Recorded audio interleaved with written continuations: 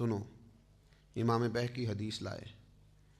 نبی پاک علیہ السلام کی خدمت میں عرض کیا گیا یا رسول اللہ، ایک عورت رات کو نفل پڑھتی ہے، دن کو روزہ رکھتی ہے، ساری رات نفل پڑھتی ہے، اتنی عبادت گزار ہے،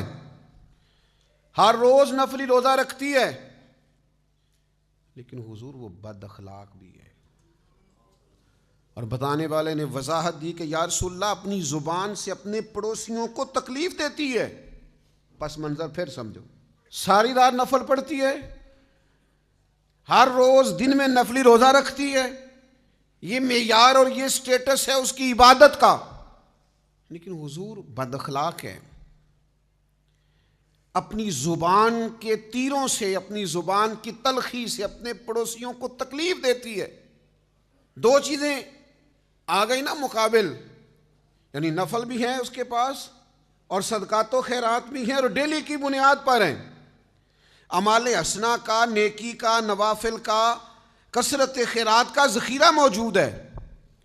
لیکن اس کے ساتھ دو باتیں یہ ہیں کہ بد اخلاق ہے، زبان سے تکلیف دیتی ہے۔ اب ان دو باتوں کو سامنے رکھ کے رزلٹ بیان کرنا ہے مدینے والے محبوب نے، نبی کریم صلی اللہ تعالیٰ علیہ وسلم نے۔ یا رسول اللہ صلی اللہ تعالیٰ علیہ وسلم، آپ نتیجہ بیان فرمائیے کیا ہے؟ تو کوئی دیر نہیں کی میرے محبوب نے، حضور فرمانے لگے وہ عورت جہنمیوں میں سے ہے، دوزخیوں میں سے ہے یہ بی بی، ساری رات نفل پڑھے پھر بھی، سارا دن روزہ رکھے پھر بھی، حاجی ہو، نمازی ہو، عبادت گزار ہو، داڑھی والا ہو، پگڑی والا ہو،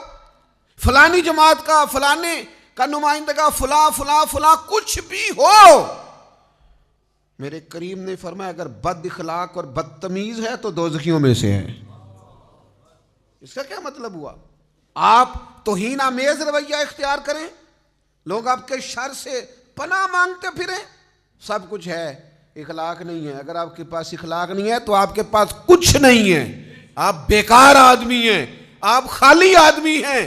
اس لیے کہ ہم اس رسول کے ماننے والے ہیں جن کا رب کہتا ہے وَإِنَّكَ لَعَلَىٰ خُلُقٍ عَظِيمٍ۔